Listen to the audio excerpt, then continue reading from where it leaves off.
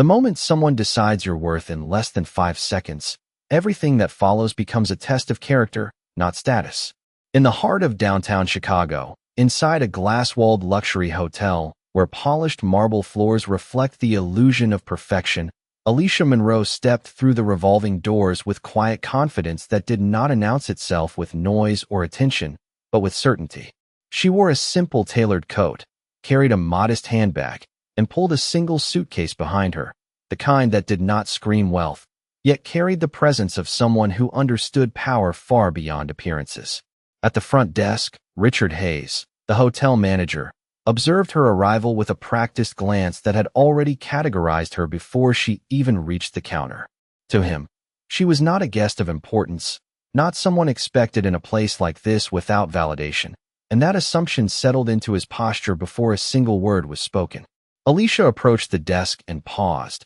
allowing the silence to exist without rushing to fill it, while Richard offered a polite but hollow smile that carried no real welcome. He asked for her reservation in a tone that was controlled, yet layered with subtle doubt, and when she provided her name, he tapped slowly on the keyboard as if delaying confirmation was part of standard procedure. Behind her, guests moved freely through the lobby, laughter blending with the soft piano music, but around Alicia, the atmosphere shifted almost imperceptibly, as though she had been placed in a different category of space. Richard frowned slightly, claiming there was no immediate record of her booking, though his eyes suggested something deeper than system confusion, something closer to judgment. He gestured toward a seating area off to the side, suggesting she wait, while they verified a few details, a phrase that carried the weight of dismissal without ever sounding explicitly rude. Alicia said nothing in return, only nodded once, and stepped aside with her suitcase rolling quietly across the polished floor.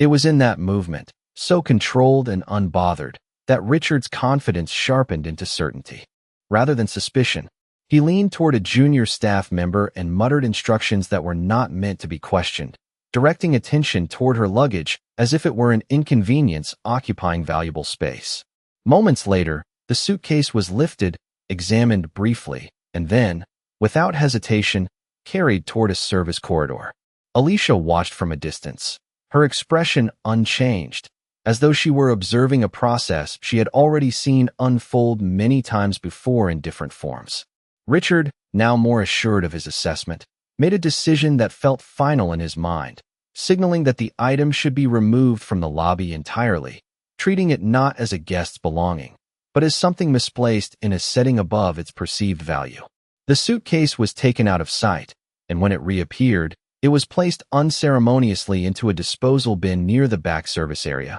an act that went unnoticed by most, but carried a weight that changed the temperature of the room for those who did see it. Alicia did not react immediately, did not rush forward or raise her voice. She simply turned her gaze slightly toward the direction her belongings had been taken, as if confirming a detail in a calculation only she understood. Richard returned to his station, satisfied with what he believed was efficient handling of a situation that did not belong in his definition of professionalism. Yet in that silence, something subtle had already begun to shift, because assumptions, once made publicly, rarely remain isolated from consequence. And in the polished stillness of that hotel lobby, Alicia Monroe remained exactly where she stood, calm, observant, and unmistakably in control of more than anyone in that moment could yet comprehend. The atmosphere in the hotel lobby continued as if nothing had changed, yet for those who had witnessed the earlier moment, something unsettled lingered beneath the polished surface of normal service. Alicia Monroe remained standing near the side seating area as instructed, her posture composed, her attention steady, as if waiting was not an inconvenience but a choice she had already accepted long before arriving. Richard Hayes, reassured by what he believed was a correct assessment of the situation, returned to his usual rhythm of overseeing the front desk, though his eyes occasionally drifted back toward her with a sense of control rather than concern. To him, she was a misplaced variable that had already been managed, a guest without confirmation in a system that rarely made mistakes, or so he thought. A junior front desk associate approached Alicia cautiously, holding a tablet and repeating the verification request with a polite but mechanical tone, asking her to confirm her reservation details once more. Alicia responded clearly with her full name and the exact time of her booking, her voice calm and precise. Yet the associate hesitated as the system displayed no immediate matching record, creating a silence that felt longer than it actually was. Behind the counter, Richard leaned in, glancing at the screen, then making a subtle expression that suggested inconvenience rather than doubt, as though the issue was not her presence but the system's temporary confusion. He instructed the staff to place her in a temporary waiting status, emphasizing that the hotel was experiencing high occupancy verification delays, a phrase that sounded procedural but functioned as quiet dismissal. Alicia was then guided a few steps further away from the main counter, closer to a seating area near a decorative wall display, where guests were less likely to notice extended waiting times or administrative uncertainty. Around her, the hotel continued to operate in its usual rhythm, bell carts rolling softly across marble floors, guests checking in and out with ease, conversations blending into background noise that made isolation feel even more noticeable for those temporarily set aside. Richard reviewed internal notes on his system again, convinced that protocol had been followed correctly, and reinforced instructions to staff that all unverified arrivals should be handled with caution, his confidence growing stronger with each passing minute of silence. What he did not notice was the subtle shift in Alicia's behavior, not in emotion or reaction, but in attention, as she observed the flow of staff, movement, the timing of responses, and the structure of communication between departments with quiet precision. At one point, she gently adjusted her position and made a brief call from her phone, speaking only a few words before ending it, her expression unchanged, offering no indication of urgency or frustration. Within minutes, a minor alert appeared on one of the internal dashboards at the front desk, flagged under administrative review, though its significance was not immediately understood by junior staff who assumed it was part of routine system synchronization. Richard dismissed it without concern,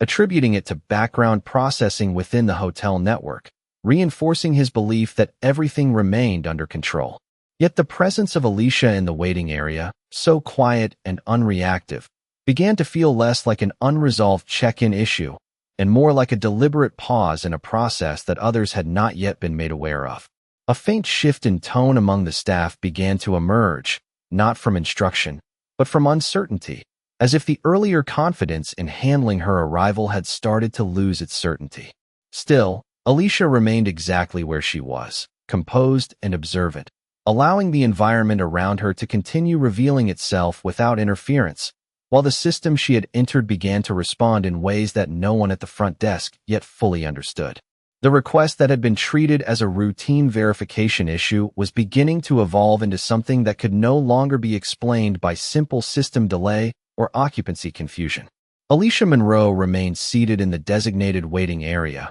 her posture unchanged, her attention steady, as if the passage of time had no influence over her focus. Around her, the hotel lobby continued its seamless choreography of movement, yet subtle inconsistencies were beginning to appear in the way staff interacted with the internal system. At the front desk, Richard Hayes reviewed the same reservation interface again, his confidence still intact, but now accompanied by a faint irritation at the lack of immediate resolution. A junior associate approached him quietly and mentioned that a secondary administrative flag had appeared next to an unverified guest profile, indicating a request for higher-level authorization review. Richard dismissed it at first, assuming it was a standard escalation triggered by missing booking data, and instructed the staff to continue normal procedures without interruption. However, within moments, another notification appeared, this time affecting multiple internal modules, briefly restricting access to certain administrative functions connected to guest validation.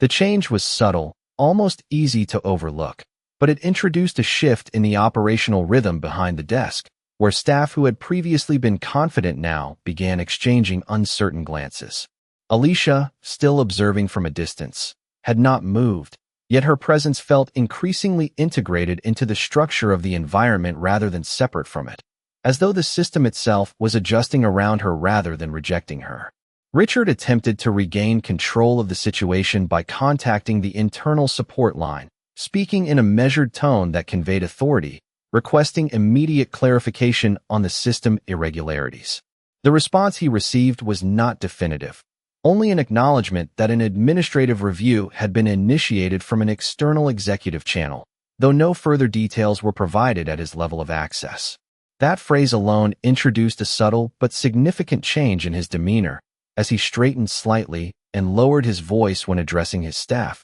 signaling that the situation had moved beyond routine handling. Across the lobby, Alicia made no visible reaction to the increasing tension, but she briefly adjusted her position and glanced toward the entrance where arriving guests were being processed with unchanged efficiency, as if evaluating the environment on a level that was not visible to those working within it. A senior staff member arrived at the front desk shortly afterward, carrying a tablet that displayed updated operational notices and quietly informed Richard that certain guest handling protocols were temporarily being reviewed under executive directive. The wording was intentionally neutral, but its implication was clear enough to introduce hesitation into the previously confident workflow. Richard nodded without responding immediately, then instructed that all actions regarding unverified guests be paused until further notice, a decision that subtly shifted the tone of authority from certainty to caution. Meanwhile, Alicia's suitcase, still out of sight in a restricted service area, had already been flagged within the internal logistics system as requiring immediate reassignment processing, though no one at the front desk had yet connected this action to the earlier incident in the lobby. Staff members began to notice that standard system responses were slightly delayed, not malfunctioning, but responding with unusual layers of confirmation requests that slowed down routine approvals. This created a quiet pressure in the environment, where efficiency had been replaced by careful verification and confidence had been replaced by procedural restraint. Richard, now visibly more attentive, returned his focus toward Alicia for a brief moment, observing her again not as an unresolved guest issue, but as a variable that no longer fit comfortably within his earlier assumptions. She remained composed, unchanged in expression, yet the atmosphere around her continued to shift in ways that suggested her presence had become central to the ongoing administrative attention rather than peripheral to it.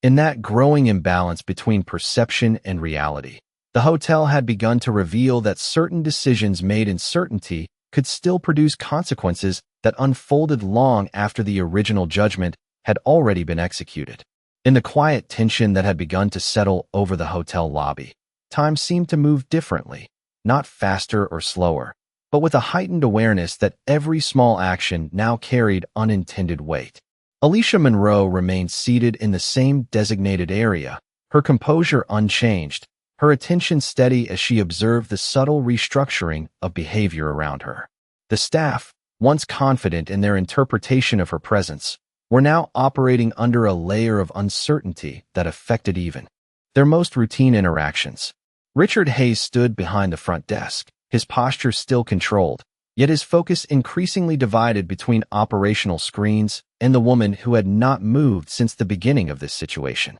A senior operations message had been quietly circulated through internal channels, instructing a temporary pause on all non-essential guest verification actions pending executive review, a directive that introduced a level of formality that was unusual for standard hotel operations. Richard read the message twice, his expression tightening slightly as he processed the implications, then instructed his team to comply fully while maintaining guest service continuity. Around him, the front desk environment shifted into a more cautious rhythm, with staff speaking in lower tones and movements becoming more deliberate, as though precision itself had become a requirement. Alicia, observing from a distance, appeared unaffected, yet her attention subtly tracked each change in procedure, each adjustment in tone, each moment where confidence gave way to procedural caution. A junior associate approached Richard and informed him that the earlier issue involving an unverified guest profile had escalated into a structured administrative review initiated by external executive oversight, though no further explanation was provided at their level of access. The phrase external executive oversight lingered in Richard's mind longer than he expected, creating a quiet tension that was not visible but clearly felt in the way he adjusted his stance and lowered his voice when giving instructions. Meanwhile, in a restricted service area of the hotel, Alicia's luggage had been moved from a disposal designation to a secure holding classification within the internal logistics system, a change that occurred without direct acknowledgement from front desk staff, but was visible in the back-end administrative interface. This adjustment triggered a second layer of review protocol that required validation from higher authority channels, further slowing down standard processing functions related to guest property handling. Staff members began noticing that certain actions they previously executed instantly now required multiple confirmations, introducing a friction that disrupted their usual workflow efficiency. Richard attempted to maintain control of the environment by reinforcing procedural discipline, instructing his team to adhere strictly to system prompts and avoid informal assumptions regarding guest status or priority. Despite this effort, the presence of Alicia in the waiting area had taken on a different perception among the staff, no longer seen as an unresolved check-in case, but as a focal point of an ongoing system-wide review that none of them fully understood. At one point, Alicia briefly stood and walked a few steps toward a large glass window overlooking the city streets, her movement calm and measured, as if allowing herself a broader view of the environment she was now quietly influencing. She did not speak, did not signal, yet her presence coincided with another system update that restored partial access to restricted administrative modules, a detail unnoticed by most but observed with growing concern by those monitoring system alerts. Richard received a direct notification from internal operations confirming that all guest-related escalation protocols were now being reviewed under executive directive, and that any prior actions taken under standard procedure would be subject to retrospective evaluation. This information introduced a noticeable shift in his demeanor, not through visible panic, but through a recalibration of certainty, as he began to reassess earlier assumptions with a level of caution that had not been necessary before. The hotel lobby, once defined by smooth operational confidence, now functioned under a quiet layer of procedural restraint, where every decision carried the possibility of later scrutiny. Alicia returned to her seat without drawing attention, resuming her composed stillness, while the environment around her continued to adjust in subtle, structured ways that suggested her arrival had initiated a process far larger than anyone at the front desk had initially understood. The procedural tension inside the hotel had now settled into a sustained state of controlled uncertainty, where every action taken by staff required more attention than before, not because of visible danger or disruption, but because of the growing awareness that their decisions were being recorded, reviewed, and quietly evaluated at levels beyond their immediate authority. Alicia Monroe remained seated in the same area, her posture unchanged, yet the atmosphere around her had evolved into something more structured, as if her presence had become an anchor point for an unfolding administrative process rather than a simple guest interaction. Richard Hayes stood at the front desk reviewing updated operational messages that continued to arrive in measured intervals, each one reinforcing the same instruction: maintain service continuity while complying fully with executive-level review protocols. The language was formal, restrained, and intentionally neutral, but its repetition carried an unmistakable weight that subtly shifted the confidence of those reading it. A senior operations coordinator arrived in person rather than sending another message, a detail that immediately elevated the perceived importance of the situation among the staff, and quietly informed Richard that all prior handling of guest verification cases within the last several hours would be subject to structured audit review. The statement was delivered calmly, without emphasis, yet it introduced a visible change in Richard's demeanor as he absorbed the implication that routine decisions were no longer routine in their evaluation. Across the lobby, Alicia observed the flow of this adjustment without intervening, her attention steady and deliberate, as she noted how the environment adapted not through disruption, but through procedural recalibration. The suitcase that had earlier been removed from the lobby had now been fully reclassified within the internal system as priority guest property under restricted executive oversight, a change that triggered additional verification steps involving multiple departments. This adjustment created a ripple effect through the hotel's digital workflow, causing minor delays in standard approvals and requiring additional confirmation layers for actions that had previously been instantaneous. Staff members who were once operating with confidence now began to pause slightly before executing instructions, not out of confusion, but out of awareness that each step might later require justification. Richard attempted to stabilize the situation by reinforcing clarity in communication, instructing his team to rely strictly on system prompts and avoid any discretionary assumptions regarding guest classification or property handling. However, even as he spoke, another notification appeared on his console indicating that an external executive channel had initiated a synchronized review of guest-related operational history tied to the current administrative cycle. The phrasing was technical, yet its effect was immediate, prompting a brief silence at the front desk as staff processed the realization that the situation extended beyond their internal management structure. Alicia, still composed and observant, shifted her gaze briefly toward the entrance where a steady stream of arriving guests continued to pass through without awareness of the layered administrative changes occurring behind the scenes.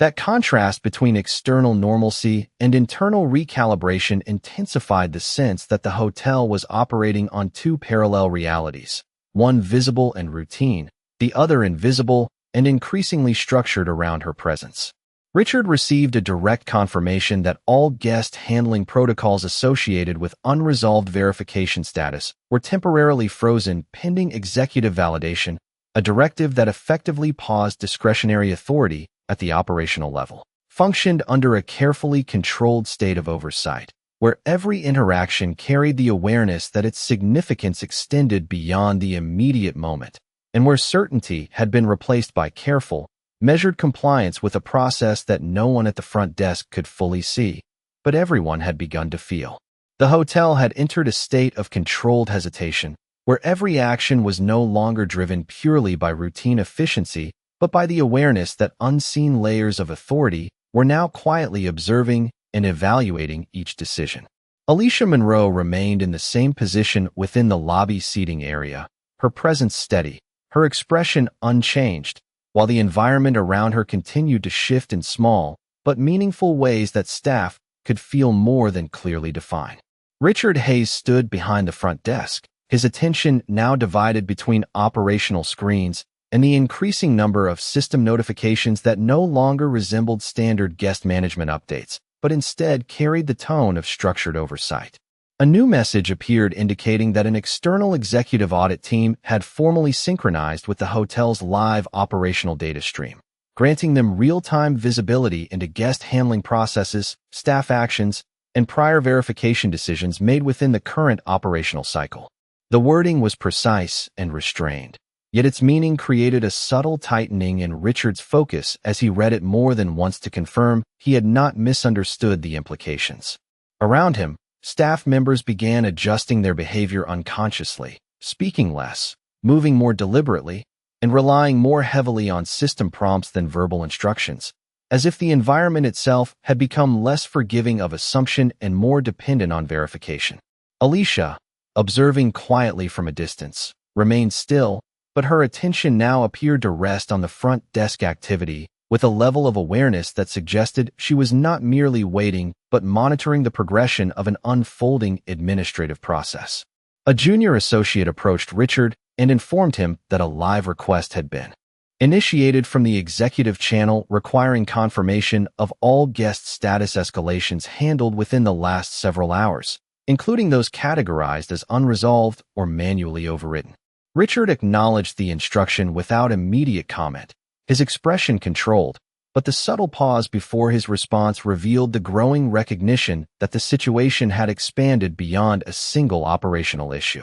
Moments later, another notification arrived stating that all discretionary override permissions at the front desk level had been temporarily suspended pending completion of executive review protocol, effectively removing the ability of on-site management to finalize any guest classification changes without higher authorization. This shift did not create visible panic, but it altered the internal structure of decision-making, replacing certainty with conditional approval and transforming routine authority into a monitored process. Richard straightened slightly, then instructed his team to maintain calm execution of service duties while ensuring strict compliance with all incoming directives, his tone measured but noticeably more formal than before. At the same time, Alicia's luggage status update appeared again in the system, now marked under protected asset classification with restricted handling instructions issued directly from executive oversight, a change that required immediate confirmation acknowledgement from senior management.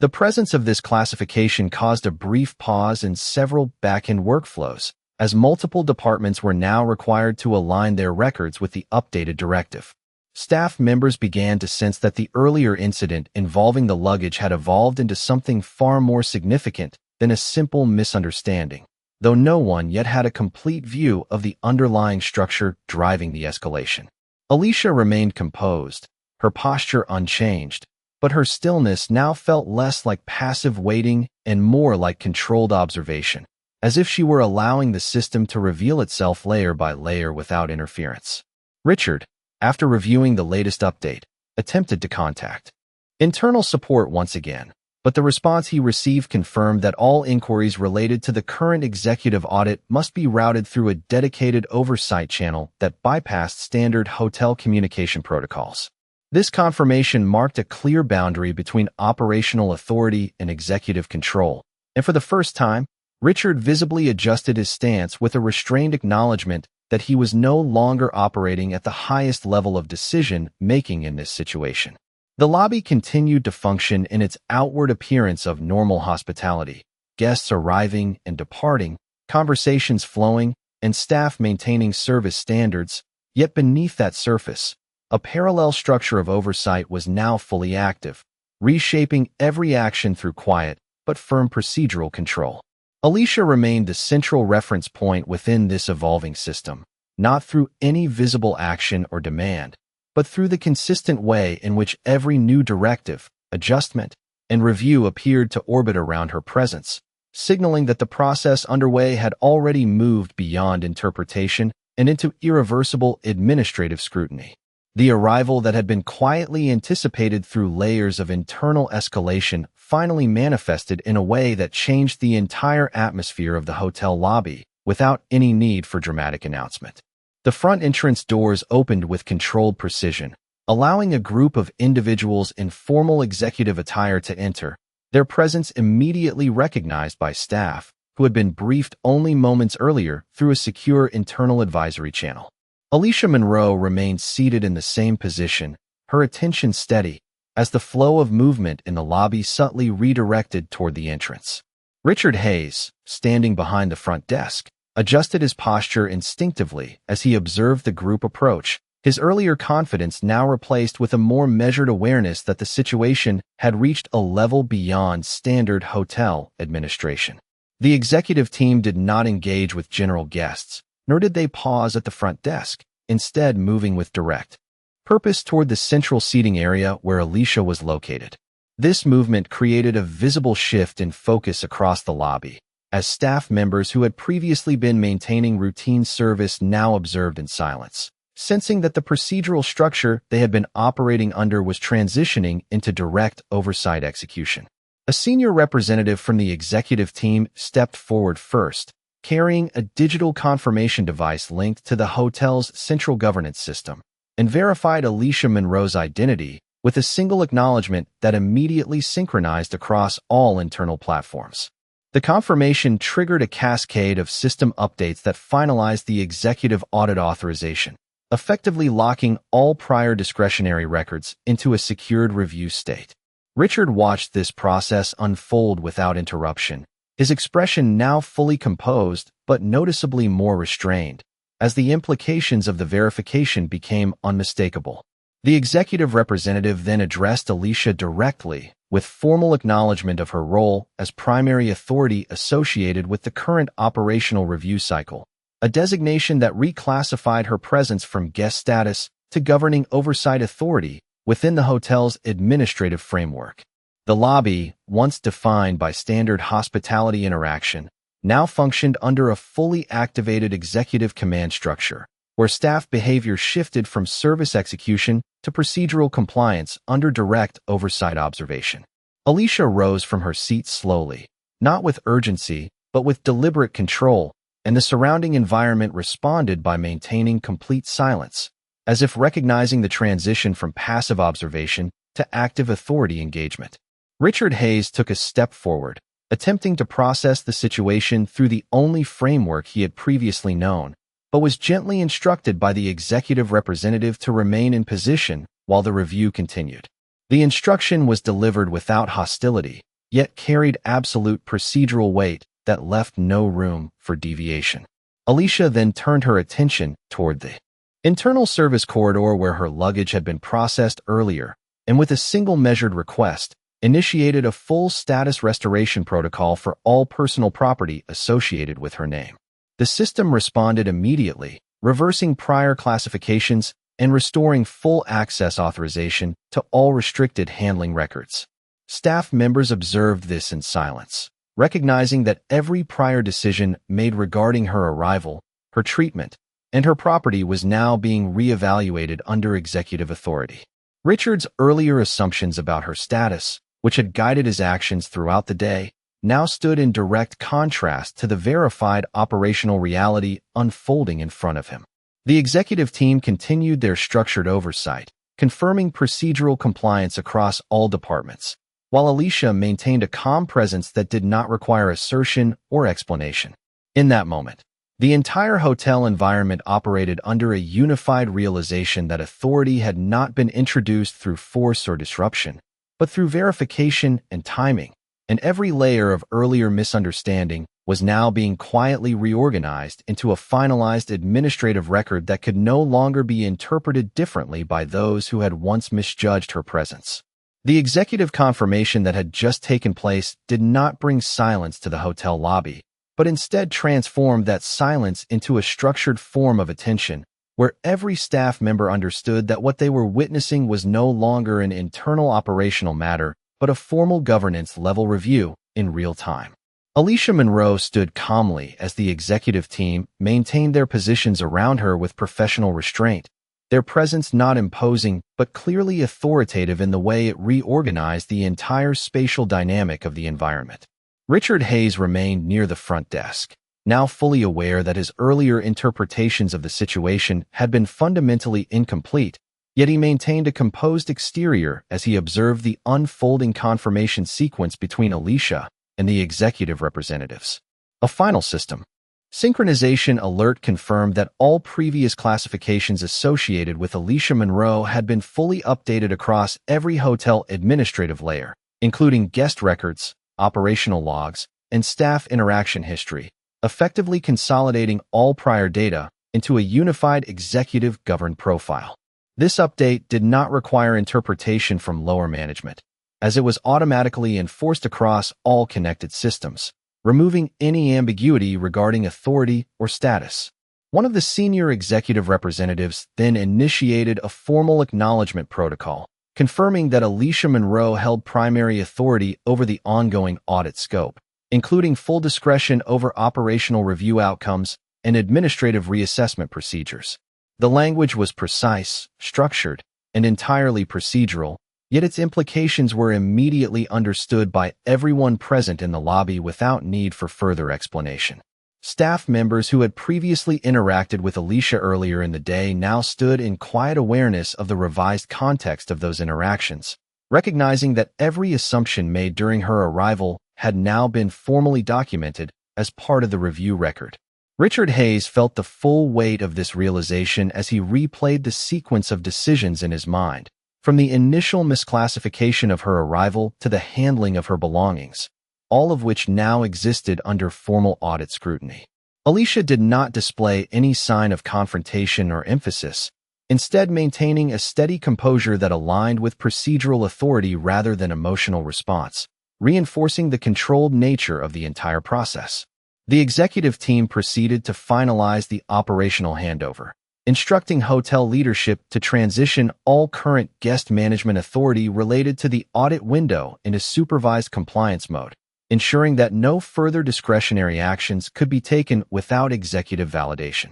This directive effectively restructured the internal hierarchy of decision-making within the hotel for the duration of the review, placing Alicia's oversight presence at the center of all relevant operational activity. Richard was formally requested to provide a complete account of all decisions made regarding guest handling earlier in the day, including the classification and subsequent disposal handling instruction related to Alicia's luggage, now fully restored within the system under protected status. As he acknowledged the request, his response was measured and factual, reflecting an understanding that the situation required full procedural transparency rather than justification or interpretation. Around him, the hotel continued to operate for regular guests, yet the underlying administrative structure had shifted completely into a controlled audit environment, where standard operations were secondary to compliance verification. Alicia finally turned slightly toward the executive representative,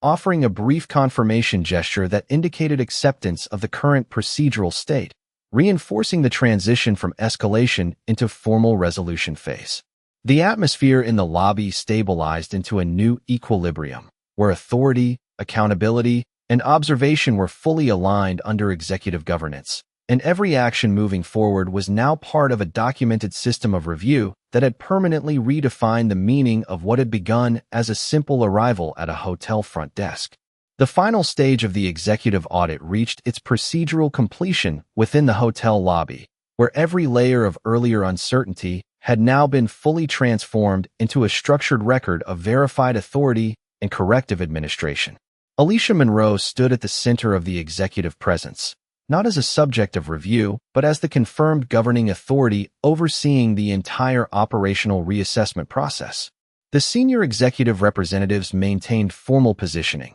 their role now focused on finalizing documentation rather than initiating further evaluation, as all necessary verifications had already been completed across the hotel's internal systems. Richard Hayes stood near the front desk, fully aware that the situation had concluded its escalation phase and entered its resolution phase, where outcomes were no longer subject to interpretation but recorded as finalized administrative fact. The executive representative formally stated that all findings related to guest handling procedures during the audit window had been reviewed, validated, and documented under full compliance framework, including all actions taken regarding Alicia Monroe's arrival, verification delay, and property handling decisions. This formal acknowledgement carried a procedural finality that required no further explanation, as it transitioned responsibility from operational staff to executive governance closure. Alicia then issued a calm confirmation acknowledging receipt of the audit closure statement,